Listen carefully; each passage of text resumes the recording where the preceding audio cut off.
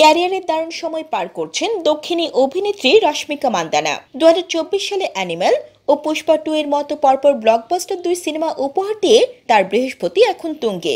দক্ষিণী এই অভিনেত্রী এখন ব্যস্ত সালমান খানের আগামী সিনেমা সিকান্দারের কাজ নিয়ে। এই সিনেমার মাধ্যমে প্রথমবারের মতো জুটি হয়েছেন বলিউডের ভাইজানের সঙ্গে।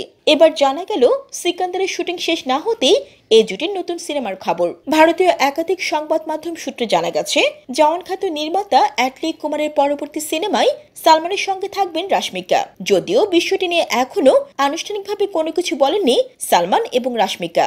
ভারতীয় গণমাধ্যমের প্রতিবেদন অনুযায়ী সিকান্দার সিনেমার সেটে সালমান ও রশ্মিকার দারুণ রসায়ন তৈরি হয়েছে। শুটিং শুরুর পর থেকে সালমানের প্রশংসায় মেতেছেন রশ্মিকা। জানিয়েছেন, সেটে সালমান খান তার খেয়াল রাখেন।